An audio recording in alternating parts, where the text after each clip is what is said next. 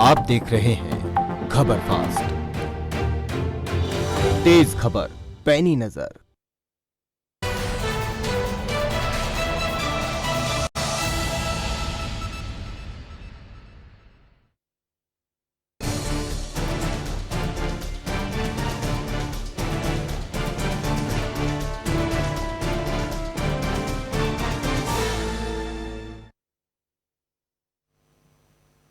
नमस्कार, आप देख रहे हैं बड़ा मुद्दा। मैं हूं कायनात अंसारी। 3 कृषि कानूनों के खिलाफ किसानों की लड़ाई लगातार जारी है। एक बार फिर किसानों ने आंदोलन को धार देने और सरकार पर दबाव बनाने के लिए भारत बंद का आह्वान किया। देश भर में बंद का असर भी देखने को मिला। सरकार पर बंद से कितना असर हुआ, ये बात चर्चा का विषय है, लेकिन आमजन पर बंद का सीधा असर पड़ता दिखाई दिया, इसमें कोई दो राय नहीं। सड़क और ट्रेन मार्ग ठप होने के कारण सैकड़ों हजारों लोगों को अपनी मंजिल तक पहुंचने के लिए घंटों इंतजार करना पड़ा। किसान नेताओं का कहना है कि बंद पूरी तरह सफल रहा, लेकिन सवाल यही कि क्या बंद के रास्ते आंदोलन भी सफल होगा।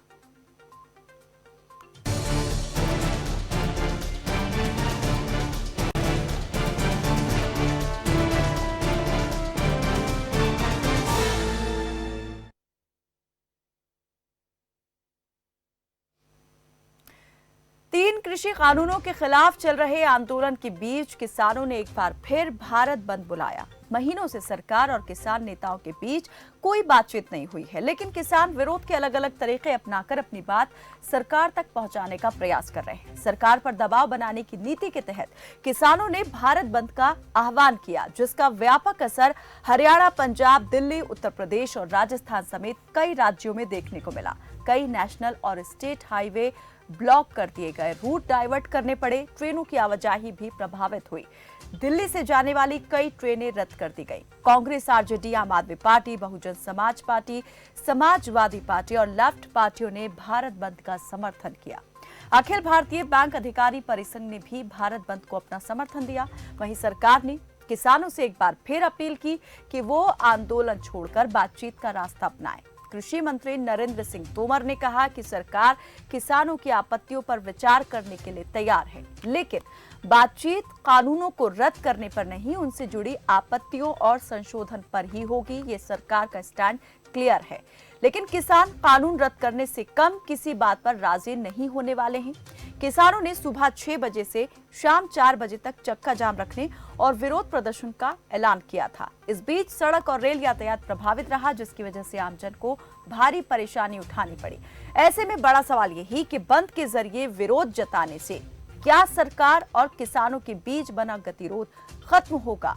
दूसरा, बंद से होने वाली समस्याओं से कहीं आमजन का जुड़ाव किसान आंदोलन से टूट तो नहीं जाएगा?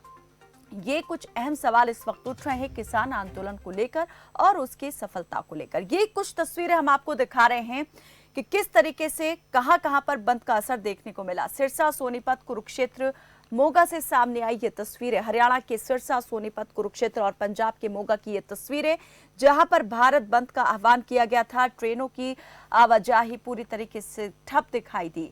सड़कें भी आप देख सकते हैं सुनसान दिखाई दी। होशियारपुर, अंबाला, यमुनानगर, जींद, यहाँ भी किसान सड़कों पर बैठ गए और किसी भी वाहन को यहां से गुजरने नहीं दिया गया। ट्रेन भी रोक दी गई। कांगड़ा, नाहन, कुल्लू, शिमला, यहां भी बंद का व्यापक असर देखने को मिला है। तो किसान संगठनों का, किसान नेताओं का कहना है कि बंद पूरी तरीके से सफल रहा, लेकिन क्या इस बंद के जरिए आंदोलन भी सफल हो पाएगा? कहीं ऐसा तो नहीं कि जिस आंदोलन को धार देने के लिए यह तरीका अपनाया गया, उसकी धार इस तरीके की वजह से कुंद पड़ जाए, आमजन का मोह आंदोलन से कहीं भंग ना हो जाए। सरकार पर कितना असर पड़ा है इस पर तो बातचीत होगी ही, लेकिन जनता जो है, आम जनता, इससे कितनी ज्यादा प्रभावित हो रही है और ये प्रभाव किस वे में जा रहा है, नेगेटिव है, पॉजिटिव है, किस तरीके से आमजन जो है इस बंद को ले रहा है। किसानों द्वारा वक्त वक्त पर होने वाले इस भारत बंद से आमजन कितना परेशान हो रहा है और क्या सरकार इस भारत बंद से बिल्कुल बेअसर जो है वो दिखाई दे रही है? क्यों सरकार कोई असर नहीं ले रही है, उस पर क्यों कोई प्रभाव नहीं पड़ रहा है? सरकार क्या जानबूझकर इस पर कोई एक्शन नहीं लेना चाहती है। बातचीत की बात बार बार होती है, अपील बार बार होती है, लेकिन ये बातचीत कब होगी, किस तरह से होगी और कौन करेगा ये बातचीत, किस तरफ से बातचीत का जो है न्योता औपचारिक रूप से भेजा जाएगा, ये अब तक साफ नहीं हो पाया है। क्योंकि किसान भी कहते हैं कि वो बातचीत के लिए सरकार से तैयार हैं, लेकिन अभी तक जो है ना तो किसान संगठनों ने सरकार से खुलकर कहा है कि वो बातचीत के लिए बुलाएं और ना ही सरकार ने अभी तक कोई न्योता जो है वो किसानों के पास भेजा है बातचीत का।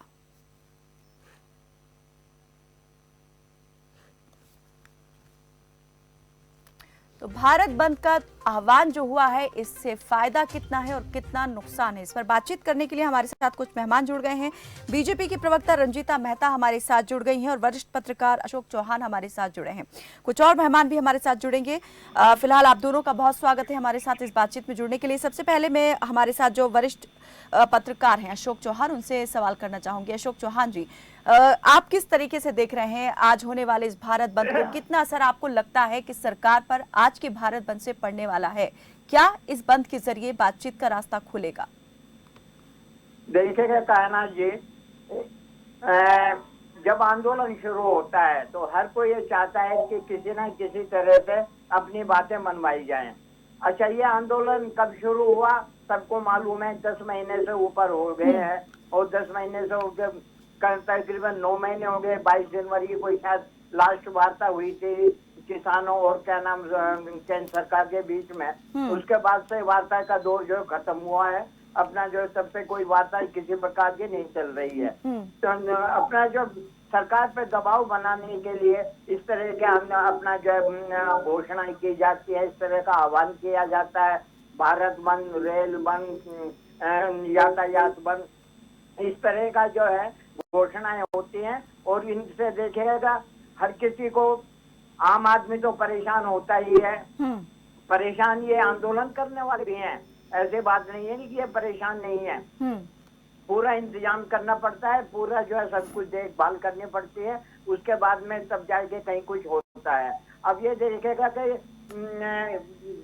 हरियाणा, पंजाब, हिमाचल, उत्तर प्रदेश, आसपास के जो दिल्ली से लगते जो स्टेट हैं, राजस्थान है, उनमें भी जो है ये बंद का जो है अपना जो आज इन्होंने जो घोषणा की थी वो कराई गई है। और इसके बाद क्योंकि गुड़गांव में इतना खास असर नहीं पड़ता, गुड़गांव में तो कहें तो एक तरह की रस्म अदायगी ही की जाती है और अपना किसान संगठन प्रदर्शन भी करते हैं, लोगों से, व्यापारियों से बात भी करते हैं कि भाई हमें अपील करते हैं कि अपना बाजार बंद करो। आज भी यही हुआ, बाजार बंद हुआ। उसके बाद में जो है वो लोग अपना धरना स्थल के लिए भी जुलूस निकालते हुए चले गए। उसके बाद में बाजार फिर अपना धीरे धीरे खुलने लगा। तो इस तरह का प्रभाव तो पड़ता है कि आदमी कोशिश करता है कि किसी भी तरह से अपना जो करके कोशिश करें। जो इधर दींद हुआ, आपका सिरसा हुआ और आपका जो पंजाब से लगते पंजाब के हैं होशियारपुर वगैरह, और इधर जो क्या नाम हरियाणा के कैसाल है। अशोक जी, मैं ये जानना चाह रही हूँ कि इस आंदोलन से आपको क्या लगता है कि सरकार पर कितना प्रभाव जो है इसका पड़ने वाला है? केंद्र सरकार पर क्या इससे दबाव बनेगा इस बार जो रणनीति अपनाई गई? क्योंकि हम देख रहे हैं कि कुछ वक्त बाद जो है किसान भारत बंद का आह्वान करते हैं, भारत बंद होता है, लेकिन प्रभाव कितना होता है और किस पर सबसे ज्यादा होता है? देश का प्रभाव तो सबसे ज्यादा आम आदमी ही इफेक्टेड होता है, यानी जो उसके रोजमर्रा की जो जिंदगी है, रोजमर्रा की। चलिए, हमारे साथ अशोक चौहान भी जुड़े हैं, वरिष्ठ पत्रकार, और अजय सिंगला हमारे साथ जुड़ गए हैं, कांग्रेस के प्रवक्ता हैं। जी अशोक जी, आऊंगी आपकी तरफ। रंजीता मेहता जी, आपसे मैं ये जानना चाहूंगी, आप भी समझ रही हैं, सरकार तो अच्छी तरह से समझती होगी कि आम जन को कितनी ज्यादा इससे परेशानी हो रही है। भारत बंद जब भी होता है तब किस तरह से वाहन जो यातायात है वो ठप हो जाता है, वाहनों की गति रुक जाती है, बाजार बंद हो जाते हैं, कितनी आम जन को परेशानी हो रही है। क्या सरकार को कोई सरोकार नहीं आम जन को होने वाली इस परेशानी से? देखिए, निश्चित तौर पे कायनात जब बार बार ये किसानों की तरफ से, या मैं कहूँगी किसानों की तरफ से नहीं, जो किसान जत्थेबंदियां हैं उनकी तरफ से ऐसा आह्वान किया जाता है, उससे नुकसान सिर्फ और सिर्फ आम जनता का, नुकसान होता है उन किसान भाइयों का जो दूध का व्यापार करते हैं, जिनका जबरन दूध पकड़कर सड़क पर गिरा दिया जाता है। उन व्यापारियों का जो दुकान खोलते हैं, जबरन आकर उनकी दुकान बंद कराई जाती है और उनकी गली से निकलते ही दुकान दोबारा खुल जाती है। तो इस तरीके की बार बार जो घटनाएं की जाती हैं, सिर्फ आज आपके चैनल के माध्यम से मैं ना केवल विपक्ष से, ना केवल जो आपके यहाँ पे विशेषज्ञ आए हैं उनसे, बल्कि उन तमाम जनता से कुछ सवाल करना चाहती हूँ कि आज भारत बंद क्यों है? क्या भारत इसलिए आज बंद है क्योंकि मोदी जी ने पूर्ववर्ती सरकारों से जितनी वो खरीद किया करते थे फसलों की, किसानों की, उससे 3 गुना ज्यादा फसलें खरीदी हैं? ये इसलिए भारत बंद है कि जो एमएसपी पहले नहीं देते थे लोग, उसको 2 गुना रेट हमने बढ़ा दिया और 11 फसलें इंक्लूड कर दी, इसलिए आज भारत बंद है। क्या इसलिए मोदी जी ने जो डीएपी खाद, जिसको तो सबसे इंपॉर्टेंट है हमारे लिए, जो किसानों के लिए सबसे इंपॉर्टेंट है, जिनको पूर्ववर्ती सरकारों ने अपने टेन्योर में 400 से शुरू करके 1150 पे बंद किया, आज 7 वर्षों में मोदी जी ने उसका रेट नहीं बढ़ने दिया, इसलिए भारत बंद है। या इसलिए भारत बंद है कि देश में जो माल इधर से उधर ले जाना था किसानों को, उनके लिए स्पेशल ट्रेन चलवाई और उसका भाड़ा भी 50% किया ताकि उनको सहूलियत हो। क्या ये ट्रेन सभी जगह चल गई हैं? रंजीता मेहता जी, क्या ये ट्रेन सभी जगह चल गई हैं? सभी किसानों को ये सुविधा प्राप्त हो पा रही है? क्या वो पूरा फर्क जो पहले था किसान की आमदनी में, वो खत्म हो गया है? कितनी किसान की आमदनी है प्रति माह, क्या ये क्लियर हो गया है? सरकार इसका कोई एक डाटा जो है वो बता सकती है कहाँ पर किसान की प्रति माह कितनी आमदनी में इजाफा हुआ है? अगर आप मुझे बिना टोके 2 मिनट के लिए सुनेंगे, आपको सभी बातें क्लियर हो जाएंगी कि कितनी किसान की आमदनी है, कितनी उसको नुकसान है, कितनी उसका फायदा है। मुझे सिर्फ 2 मिनट का समय दी, बिना टोके मुझे विपक्ष भी सुने, आप लोग भी सुने, ठीक है, आप अपनी बात पूरी माध्यम से सारी जनता भी सुने, क्योंकि आपका चैनल सब लोग देखते हैं। मैं बहुत उम्मीद करती हूँ कि इस माध्यम से लोगों की काफी चीजें क्लियर हो जाएंगी। मैं पूछना चाहती हूँ कि भारत अशोक जी आऊंगी आपकी तरफ जी।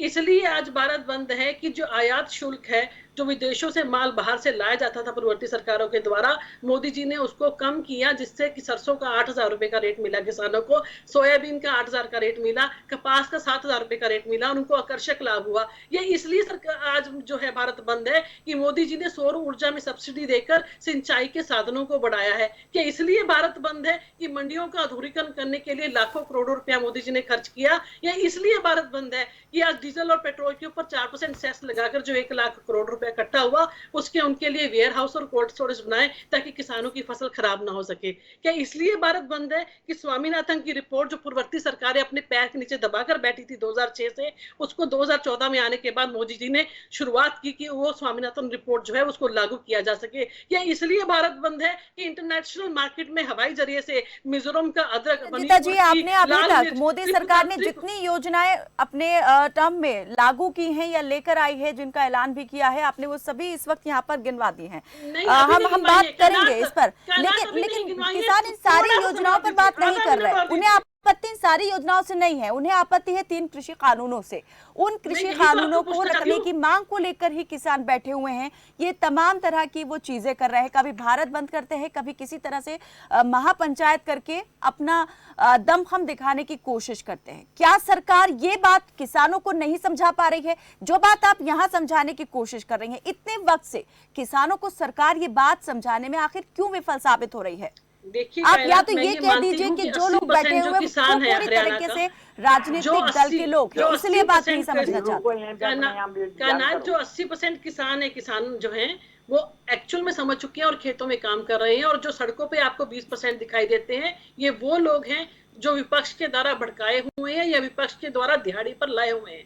ये आज भारत की जनता इस बात का फैसला करे। क्या वाकई रंजीता मेहता जी आप यही कहेंगे विपक्ष के द्वारा हर रोज किसानों की जान जा रही है? जो धरने पर बैठे हुए हैं, आज भी टिकरी बॉर्डर पर एक किसान की मौत हो गई है, कितने किसान इस आंदोलन के दौरान अपनी जान गंवा चुके हैं। क्या अभी भी ये कहना सही लगता है कि ये राजनीतिक दलों द्वारा लाए गए लोग?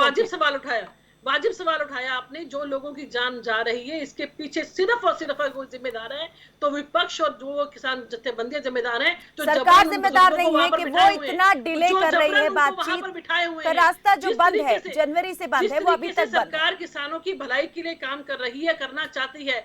आज हम आत्मनिर्भर बने, जिसको लेकर हमारी तेल के ऊपर जो हमारी डिपेंडेंसी है वो कम हो, उसको लेकर सरकार इथेनॉल प्लांट शुरू कर रही है ताकि गन्ने के किसानों को फायदा हो। आज गन्ने का किसान किसान खुश है इस बात को लेकर। आज तेल उत्पादन को लेकर जो है 11,000 करोड़ रुपया सरकार ने इसलिए दिया है ताकि पाम ऑयल की जो है पैदावार हो, ताकि ज्यादा से ज्यादा ऑयल जो है हम यहाँ पे पैदा करें और हमारे पेट्रोल और डीजल का रेट कम हो। आज किसान क्रेडिट कार्ड इसीलिए दिया गया है ताकि 17.5 लाख करोड़ रुपया जो है सीधा उनके अकाउंट के अंदर जाए, उनको सीधा डायरेक्ट बेनिफिट हो। जो पूर्ववर्ती की सरकारें कहा करती थी कि 1 रुपया हम देते हैं तो नीचे 15 पैसे पहुंचते हैं। अजय सिंगला भी कांग्रेस के प्रवक्ता हमारे साथ जुड़े हुए हैं। सिंगला जी, एक बार फिर सवाल यही उठ रहा है इस किसान आंदोलन को लेकर।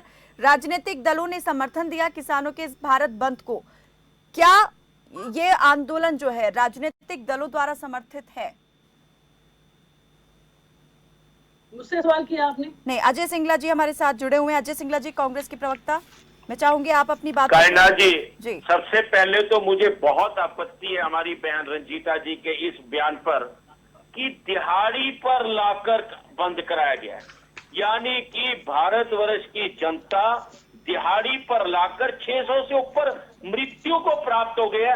इतना असंवेदनशील बयान कोई भाजपा का प्रवक्ता दे सकता है? ये सहनशीलता से परे है।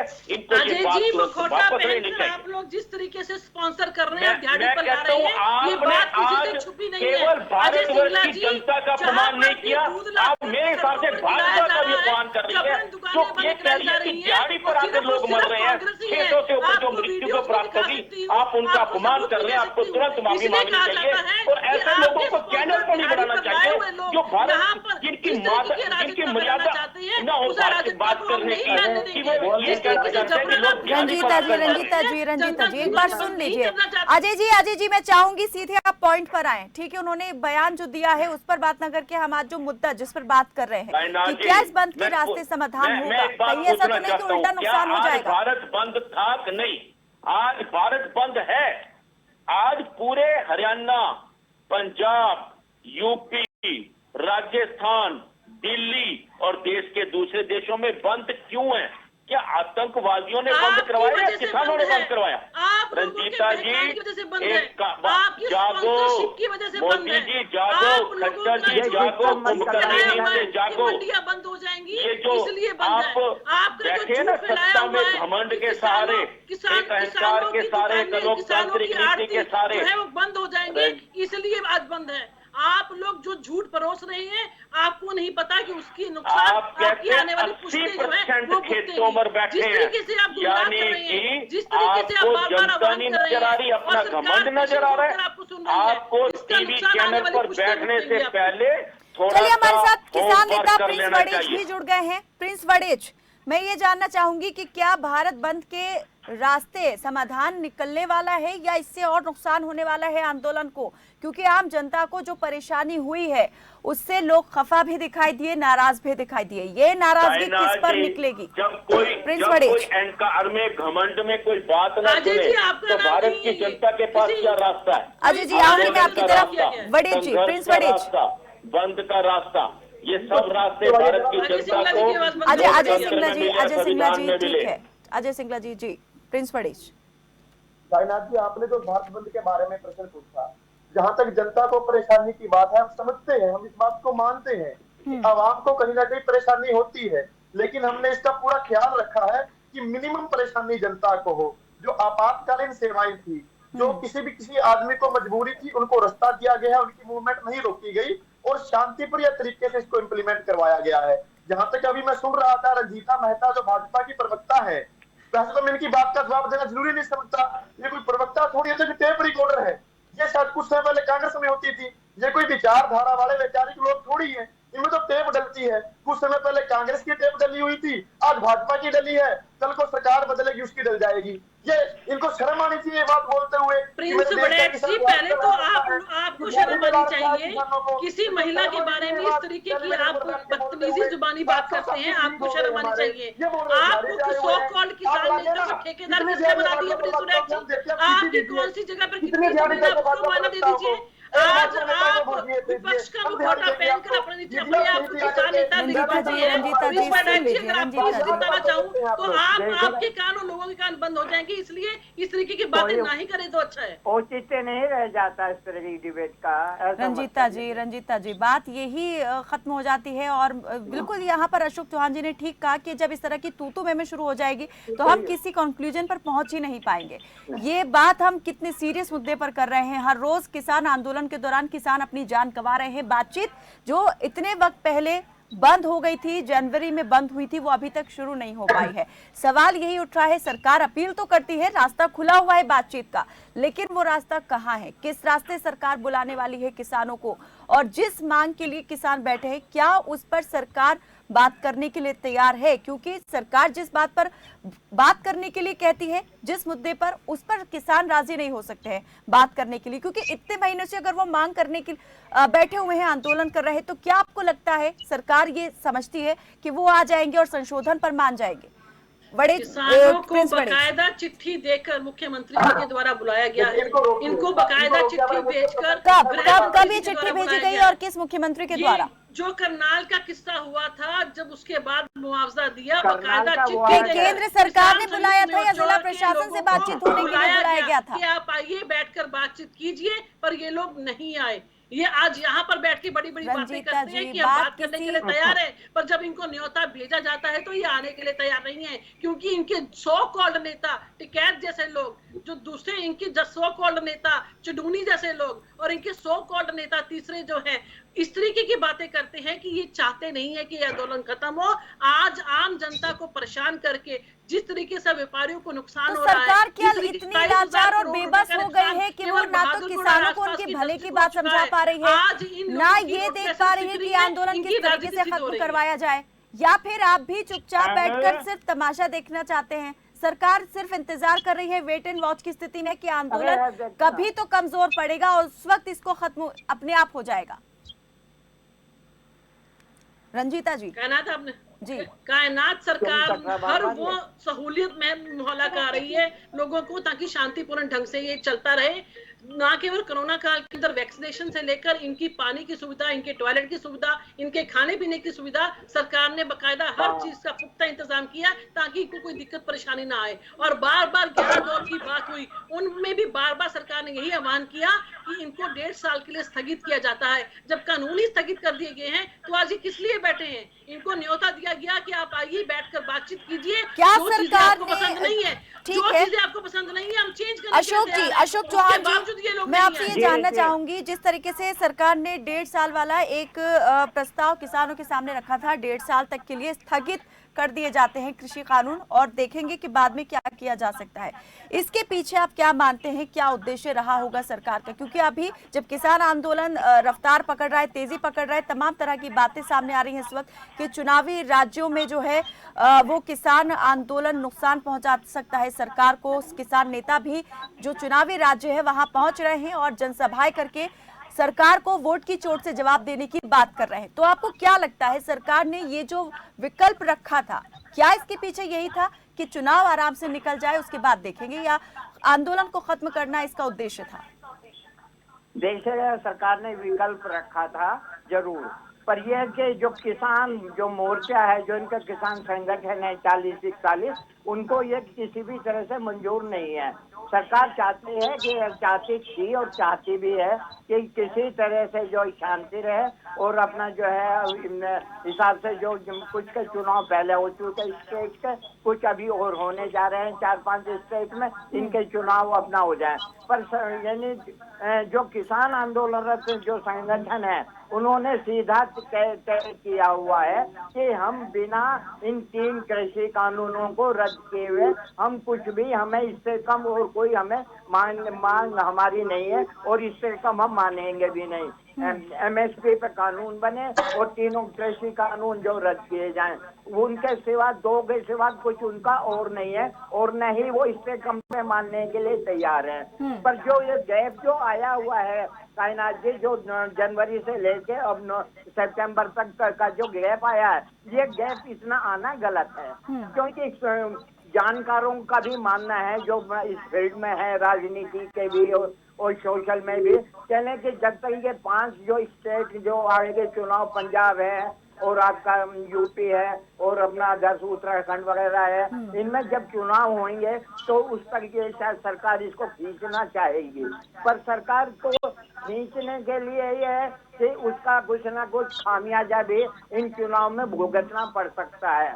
तो सरकार को चाहिए कि अपना समय रहते, अभी टाइम है चुनाव में, इससे पहले ऐसा माहौल करे, वार्ता का दौर शुरू किया जाए जिससे कि जो है ये समस्या है इसको जो है अपना जो आगे बढ़ाया जाए। आज जो भारत बंद के जा कारण सके। जो भारत बंद के कारण जो भी समस्या, जो परेशानी आमजन को हुई, उसके लिए आप किसे मानते हैं, कौन जिम्मेदार है, किसान या फिर सरकार? कायनात जी बात सुनो, जब कोई आंदोलन होता है उसका तो साइड इफेक्ट तो पड़ता है और उसका साइड इफेक्ट वही हो, देखो सरकार है, सरकार ने तो अपने लॉ एंड ऑर्डर को मेंटेन करने के लिए जो है फोर्स लगा देगी, कहीं कुछ परेशानी ना हो, पर इसका जो इफेक्ट जो पड़ता है आम आदमी पे, आम जनता पे तो देखो पड़ता ही है। भले ही जिम्मेदार अशोक चौहान जी, मैं कह रही हूँ जिम्मेदार कौन है? सरकार को मानते हैं ज्यादा जिम्मेदार है या किसान संगठन जिम्मेदार है? देखिएगा बात सुनो, जब मैं कोई बात के लिए मैं संघ यानी आंदोलन कर रहा हूँ तो मेरे से बात शुरू की जाए। अभी जो है रंजीता जी बोल रही थी कि सीएम ने जो उनको बुलाया वो नहीं आए। मैडम ये मामला जो है, जो वार्ता का दौर है वो सेंट्रल गवर्नमेंट से होना है। वो तो करनाल वाली प्रॉब्लम के लिए जो है कि किसानों को बुलाया गया था, तो जिसमें कुछ सॉर्ट आउट भी हो गई है। जो किसान मरा था उसके जो परिवार के 2 आदमी को उनको नौकरी भी जो है हमारे जो मुख्यमंत्री हैं अपना प्रदेश के मनोहर लाल सिंह जी, उनके सरकार ने दे दी है। देखो वार्ता तो सेंट्रल गवर्नमेंट के बुलावे पे ही होगी और ये किसान भी जानते हैं और सरकार भी जानती है। जब तक के सेंट्रल गवर्नमेंट के सरकार नहीं बुलाएगी कैसे आगे काम चलेगा? प्रिंस बड़ेज, अंतिम एक प्रतिक्रिया आपकी तरफ से, बंद के जरिए क्या जो बंद रास्ता है वार्ता का उसे खुलवाना है या फिर सिर्फ अपनी ताकत का एहसास कराना है? देखिएगा दोनों ही बात है। जब तक की ताकत यानी किसान, इनका समर्थन जो संगठन, उनका यही मानना है कि जब तक की सरकार को ताकत। ठीक है अशोक जी, ठीक है। मैं जल्दी से चाहूंगी अपना एक अंतिम प्रतिक्रिया यहाँ पर रखें प्रिंस बड़ेज जी। जी जो वार्ता का दरवाजा खोलना है, वार्ता का दौर है, वो सरकार जानती है उसको कब शुरू करेगी।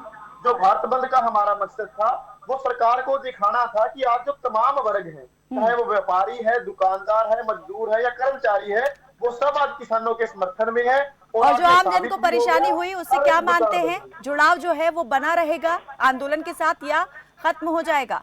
और इसके लिए जिम्मेदार कौन है परेशानी के लिए? आम जनता ये जानती है कि इस परेशानी के पीछे सरकार का हाथ है और इसके लिए सरकार जिम्मेवार है। चलिए बहुत बहुत शुक्रिया आप सभी मेहमानों का। चलिए जी, बहुत बहुत शुक्रिया आप सभी मेहमानों का हमारे साथ इस बातचीत में जुड़ने के लिए। तो बंद के जरिए किसान जो है सरकार पर दबाव भी बनाना चाहते हैं और अपनी ताकत का एहसास भी कराना चाहते हैं।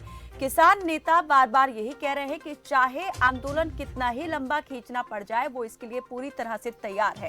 पहले बात शुरू हुई थी 6 महीने तक आंदोलन को चलाने की, लेकिन अब बात सालों साल तक जा पहुंची है। राकेश टिकैत का कहना है कि चाहे आंदोलन को 10 साल तक भी क्यों न चलाना पड़े, वो आंदोलन को चलाते रहेंगे जब तक कि 3 कृषि कानूनों को रद्द करने की मांग सरकार पूरी नहीं कर देती।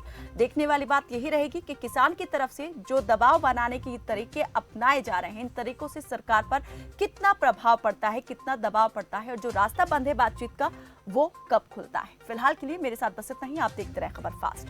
नमस्कार।